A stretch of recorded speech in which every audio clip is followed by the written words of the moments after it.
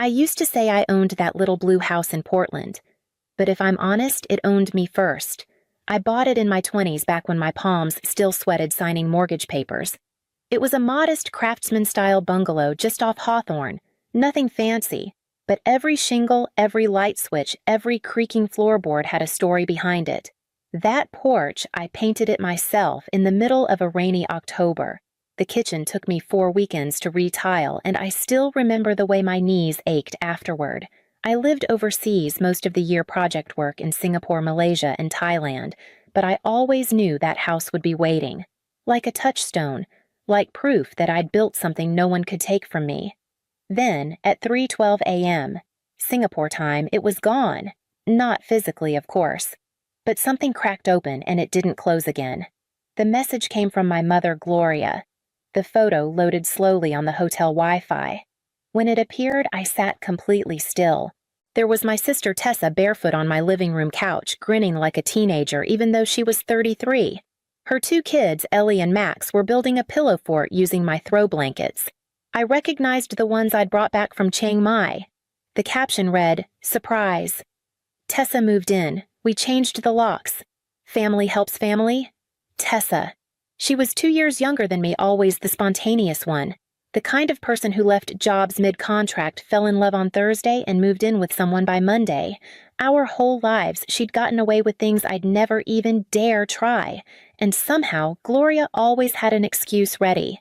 My mother believed in unity above all else, especially when that meant I needed to stay quiet. Be the strong one, she used to say. Tessa's sensitive. Now Tessa was in my house, without asking, without a word. I stared at the screen as another message came through. "You're barely there anyway," Mom wrote. "Don't be selfish." The kids finally have a real home. A pause. Then another. "Tessa's using your bedroom. Hope that's okay." Ellie picked yellow for the walls. "Isn't that sweet?" I didn't respond. I couldn't. Instead, I stood and crossed the room, pulling open the hotel window. The streets below were still asleep, dotted with a few late-night taxis and glowing vending machines. Across the city, cranes loomed against the skyline, unfinished towers I was managing for work. So much of my life was clean lines and concrete logic. But this was trespass disguised as love. And I knew then something had to give. I didn't sleep after that.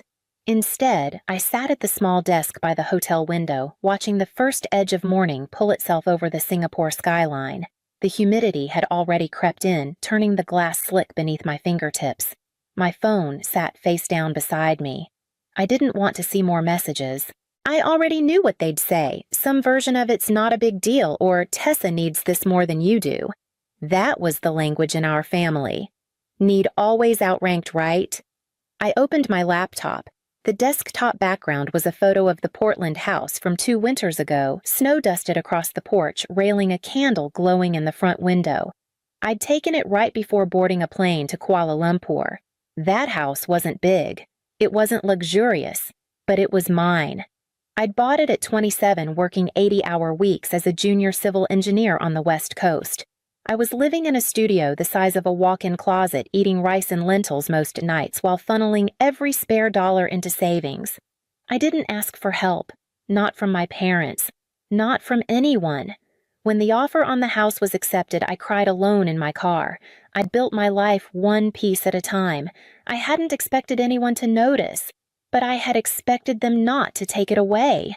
A sharp knock in my mind, the email I needed to write. I opened a new message and addressed it to Aaron Lopez, my longtime realtor back in Portland. Steady, discreet, and kind, the kind of man who still used ma'am without irony. Subject line, ready to list. The body was short. Aaron, remember our conversation last spring about listing the house next year? I've changed my mind. It needs to happen now. Please prepare everything immediately. Natalie. I paused before hitting send. A part of me still wanted to hold back, to wait, maybe talk to Mom, maybe Tessa. But another part, the one that had tiled her own kitchen, sealed her own mortgage, kept her voice down through decades of being told to understand, that part clicked send without hesitation. Aaron's reply came 15 minutes later. Are you sure? Thought you were waiting until next fall? Everything okay? I typed back. They broke in. Changed the locks. Get it listed today. Eviction paperwork too. All occupants. No exceptions. No response for a moment. Then, on it. I'll send the preliminary documents by noon your time. And Natalie, I'm sorry. No one should do this to you. I closed my laptop, stood by the window again, and exhaled slowly. Some people fight with raised voices. I'd learned to fight with signatures. By noon, the first paperwork came through. Aaron had sent over the preliminary listing documents, a digital lock change notice, and the official eviction notice names left blank for now. I would fill them in once I was sure, but deep down, I already was. The silence from my phone didn't last long. The first buzz came just after lunch. Mom. I let it ring. Then another. Tessa. Then Mom again, then Dad, which surprised me because he rarely called. I turned the phone face down again. It buzzed a fifth time. This one I opened. A text from Tessa. OMG, you should see how cute Ellie's room is. We already started painting. Hope it's okay. I used your bedroom. No punctuation at the end. Just that casual tone. Like she was texting a friend after borrowing a scarf. Not a house. I didn't respond. I couldn't decide what was worse, the act itself or the complete lack of awareness around it. Later that afternoon, my work calendar buzzed, reminding me of the finance call I'd rescheduled. I opened my project deck, but the numbers blurred. The clients in Singapore wanted a progress update on an offshore wind project. They'd get it. I'd still show up. But a new message blinked in the corner of my screen. From Aaron. Heads up. Tessa's posted about you on social media. Looks like her friend Bee's sharing it with some local mom groups. The GoFundMe link's already up. I stared at the message for a long time. Then I searched. There it was, a photo of Tessa teary-eyed on my front porch, Ellie and Max pressed into her arms like props. The caption read, "My sister is evicting us with nowhere to go. All because I needed help. Why is family so quick to turn cold?" The comments were already climbing. You deserve better, shame on your sister. Typical rich corporate sibling behavior. I clicked away. Another ping, a school district email. Ellie's account. It read, Dear Aunt Natalie, Mommy says you don't want us here, but I like it here. We have a backyard and a tree. Please don't make us leave. I closed the email gently. I didn't cry. But something settled in my chest like stone. They were pulling every lever. The emotional ones, the public ones, the ones that made me look like a monster to people who didn't know the truth. But I knew, and that was enough. I reopened the eviction form. I began typing names. The next morning, Aaron called with a proposal. The buyers want to move fast, he said, but they'll need a video walkthrough of the interior just to verify condition. Can you join the call when the inspector arrives? I agreed. 9 a.m. sharp, my screen lit up. Aaron was already there, along with a soft-spoken man holding a clipboard camera in hand. The phone was being answered from inside my house. Tessa appeared, blinking into the screen in a rumpled hoodie and slippers. She looked surprised. What is this? She asked. Routine inspection, the man said politely. We've been authorized by the legal owner. I watched in silence from my desk in Boston as the camera panned past the entryway. At first, I couldn't tell what I was seeing. The walls were painted a strange, uneven pink. My polished hardwood floors were now scratched and dull. Toys were scattered everywhere, including a bright red tricycle in the hallway that clearly didn't fit through any bedroom door. The living room, my living room, was now unrecognizable. My grandmother's antique coffee table had been shoved into a corner covered in marker scribbles. The couch cushions had been rearranged into a sort of fortress. A poster hung crookedly above the mantel, hand-drawn and taped to the wall. It read, Ellie's Kingdom. No grown-ups allowed. I swallowed hard. We'll need to see the upstairs, the inspector said. Tessa crossed her arms. The kids are asleep. It won't take long, he said. They climbed the stairs and my former bedroom came into view. It had once been soft gray, peaceful. I'd painted it myself during a long weekend. Now, one wall was smeared in a half-finished rainbow. Glitter glue dripped down the corners. The bedding was gone, replaced with garish floral sheets I'd never seen before. The built-in bookshelves, gone. I leaned forward. "Where are the shelves?" I asked, my voice low but steady. Tessa flinched. She hadn't realized I was watching. "Oh," she said. "We, took them down. The kids needed space for their craft station." Craft station. "They were custom built," I said, "carpentered, anchored into the studs." She shrugged. "They weren't that nice anyway." The camera turned toward the closet. I saw piles of boxes, oddly familiar ones. "Are those my boxes?" I asked. Tessa hesitated. "We needed space," she said.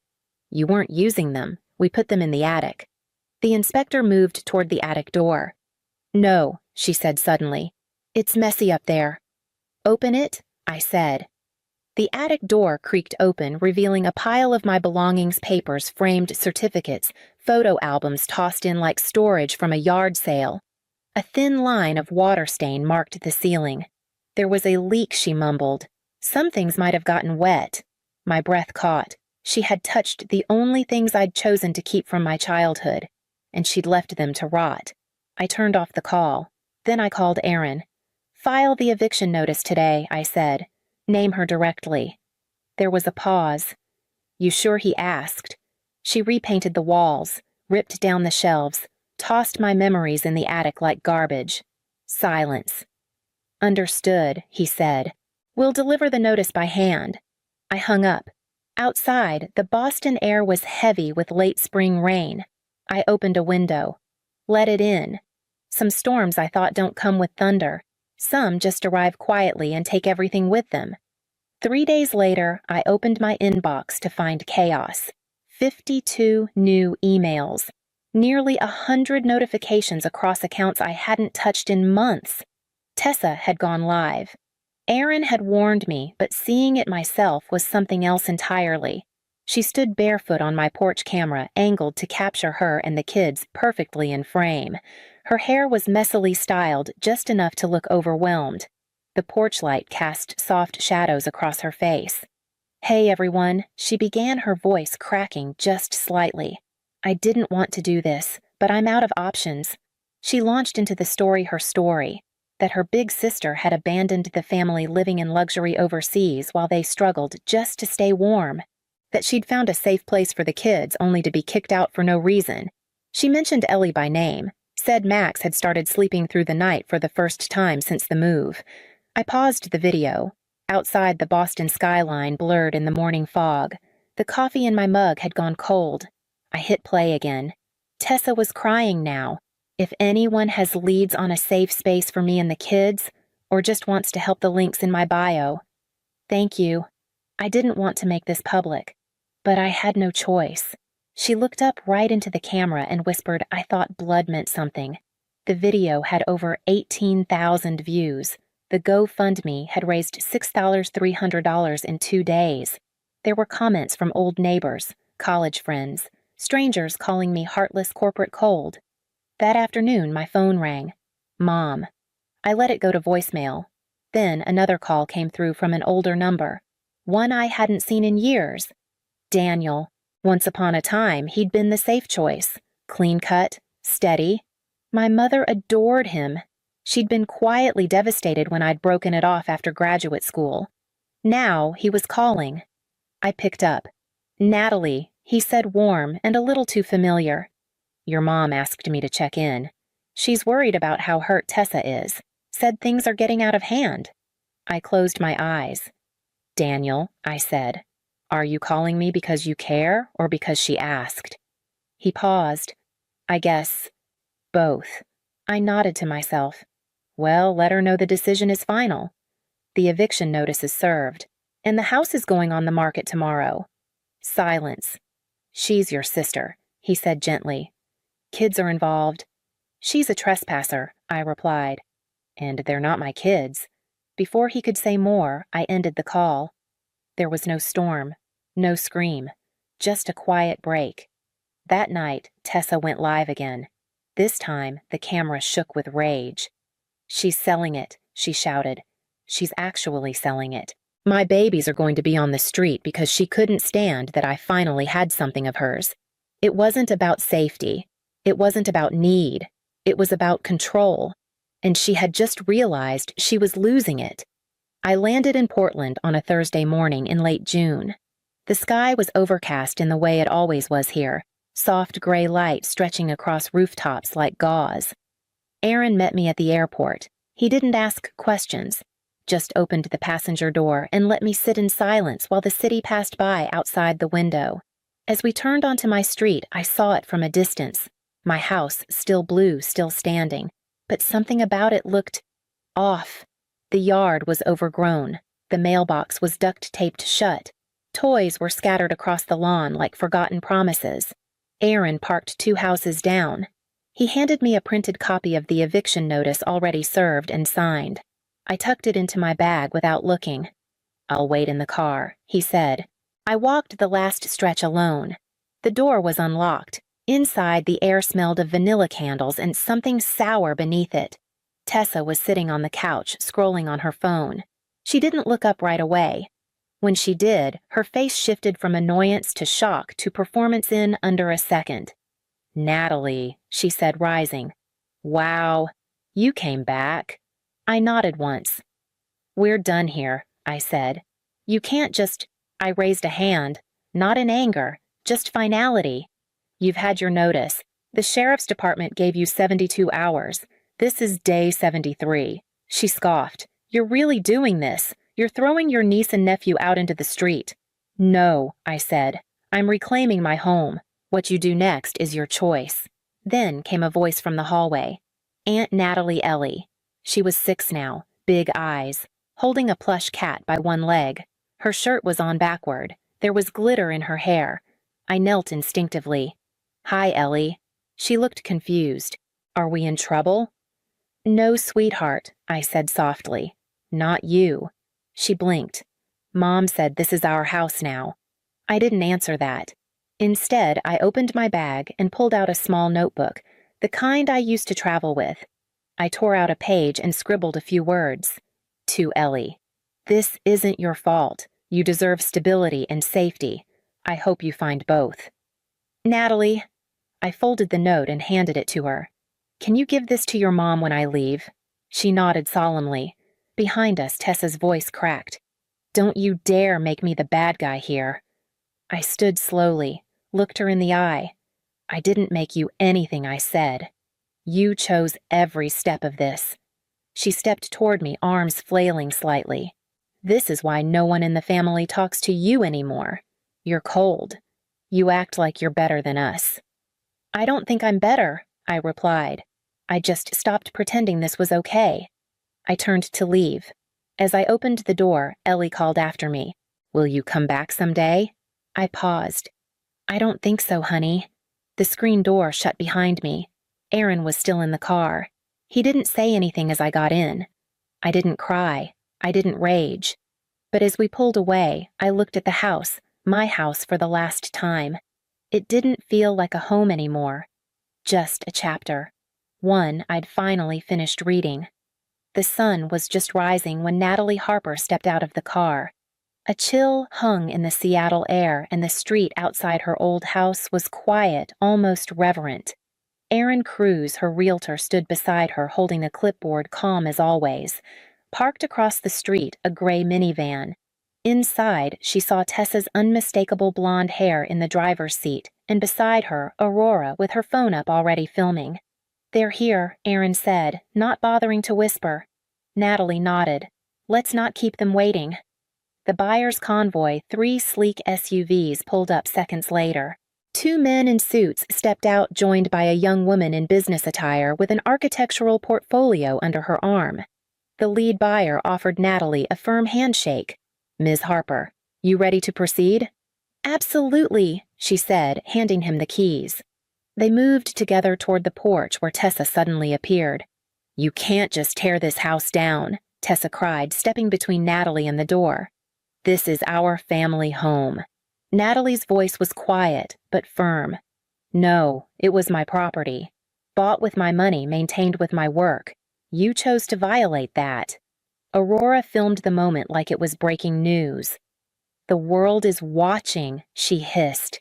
"Good," Natalie said. "Let them." Inside the house was stripped and silent. The echo of their footsteps followed them through the ruined rooms. Natalie said little as the buyers walked, taking notes, marking walls for demolition. When they reached the former master bedroom, now stained yellow and gutted of its built-ins, the woman with the portfolio simply shook her head. "Beyond salvage," she murmured. Tessa followed Natalie into the room. "Please," she whispered now. "The kids don't understand. They think you hate them." "I don't," Natalie said, facing her. "But I also won't let them grow up thinking what you did was okay." Tessa's eyes filled with tears. "So that's it." Natalie stepped past her back into the hall. "That's justice." She turned once at the top of the stairs, catching a glimpse through the open front door. Holly was watching from the minivan window again, small hand pressed to the glass. Natalie lifted hers slowly in return.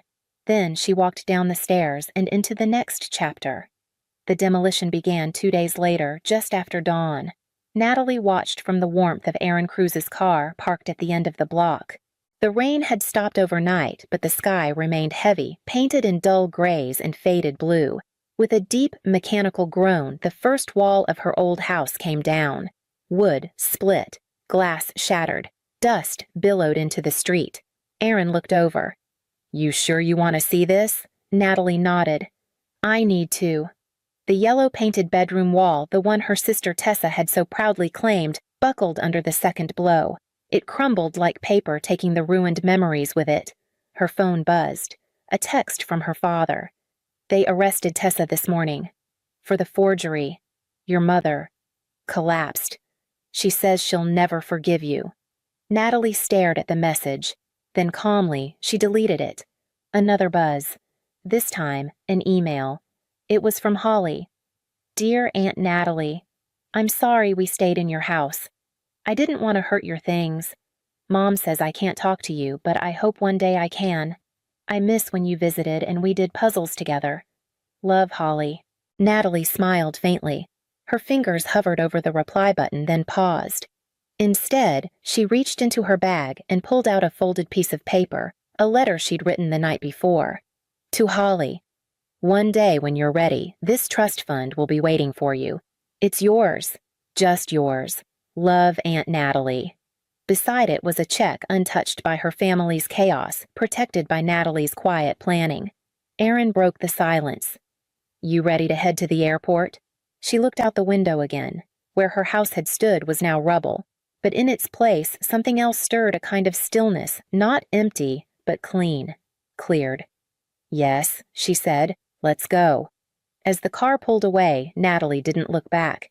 She didn't need to. Some endings aren't about revenge, they're about release. And in the space where something once stood, something stronger could now grow.